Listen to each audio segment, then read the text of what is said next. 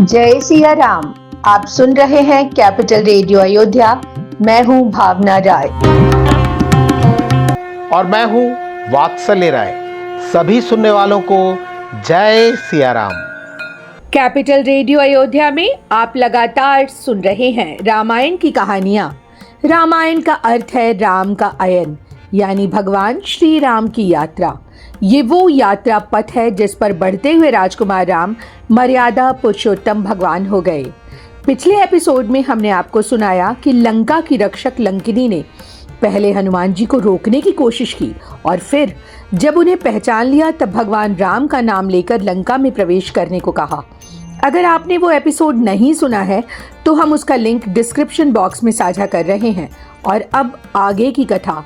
रामा युद्ध अंकित ग्रह, शोभा बरणी न जाए, नव तुलसी का बृंद तह, देखी हर्ष कपिराय। हनुमान जी माँ सीता की खोज करते हुए रावण के महल में पहुंचे। वहां उन्हें माँ सीता नहीं दिखी, लेकिन एक बहुत ही बड़ा भवन दिखाई दिया। उसकी शोभा का वर्णन करना कठिन था। वहां भगवान राम के आयुध यानी धनुष बाण के चिन्ह भी अंकित थे। वहां तुलसी के पौधों का समूह देखकर हनुमान जी बहुत प्रसन्न हुए। लंका निशिचर निकर निवासा, यहाँ कहाँ सज्जन कर बासा। हनुमान जी सोचने लगे, लंका में तो भयानक राक्षस रहते हैं, यहाँ किसी सज्जन का निवास कैसे हो सकता है। राम राम तेहि सुमिरन कीन्हा, हृदय हर्ष कपि सज्जन चीन्हा। हनुमान जी सोच ही रहे थे कि तभी विभीषण राम राम कहते हुए उठे। हनुमान जी समझ गए कि ये भगवान राम के परम भक्त हैं। ऐसन सठ करिहूँ पहचानी, साधु ते होई न कारज हानि। हनुमान जी ने सोचा कि इनसे तो आगे बढ़कर पहचान करनी ही चाहिए। सज्जन व्यक्ति से बातचीत करने में काम की हानि नहीं होती।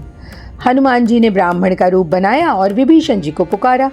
विभीषण जी हनुमान जी के अलौकिक तेज को देखकर चकित थे कि तुम राम दीन अनुरागी, आय हूँ मोहि करन बड़ भागी।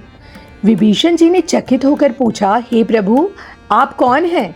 क्या आप भगवान के भक्त हैं या फिर स्वयं भगवान राम ही हैं जो दीनों पर कृपा करते हैं और मुझे कृतार्थ करने आए हैं? कहूँ कवन मैं परम कुलीना, कपि चंचल सबही विधिहीना।